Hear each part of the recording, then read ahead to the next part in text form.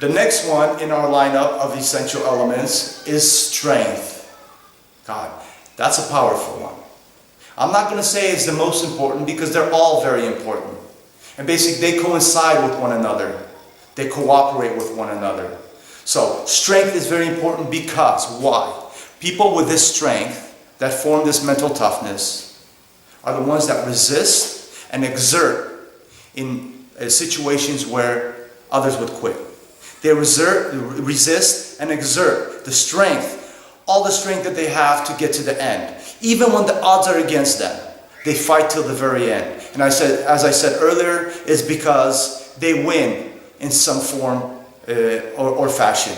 Because they know personally they tried their best. And people around them know they tried their best. It sets a very good tone for the organization.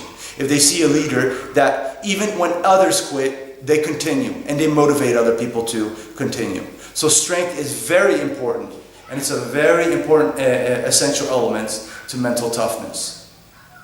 These people know how to dig deep.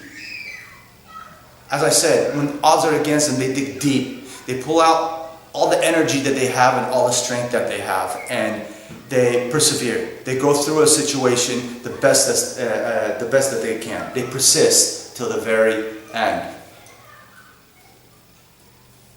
Remember, leaders actually think while a situation is tough, they are tougher. So everything's a challenge. And as I said earlier, challenge, when I was describing responsiveness. If they feel challenged enough, then they'll think they're tougher than the situation. That there's no situation that they can't do. They know they can, so they can. So they go for it. And you know what?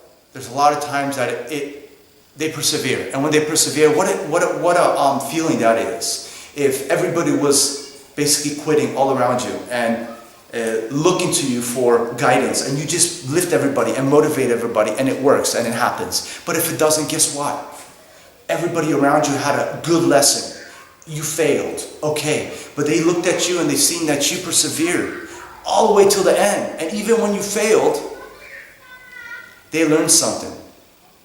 So, you know, this quote is kind of cliche, like a lot of quotes. But the older we get, the more experience we get, the more mental toughness we get, we start realizing that a lot of these cliche quotes that we think are overrated have actually a lot of truth in them, right?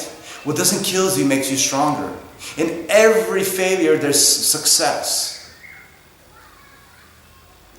Because people learned around you. Next time we'll do the things differently. Next time the team will not quit. Because they'll see that you, as a leader, have what it takes to persevere or not persevere. But there's always a lesson to be learned. So strength is very important. And your teammates, your employees, look to you for that strength. So even when you have doubts, you brush that aside, you keep going.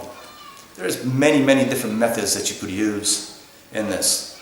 Many different tools that you could get out through workshops. We're going into workshops, learn to actually keep calm in the face of adversity, in the face of danger.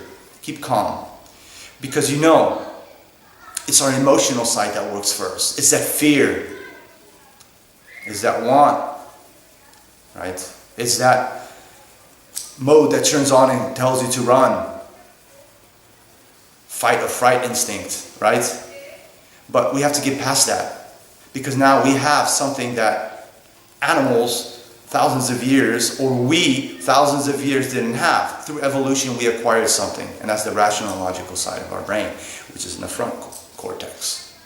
And this is actually something that we could train also. We could go ahead and basically connect our emotional side with our rational and logical side.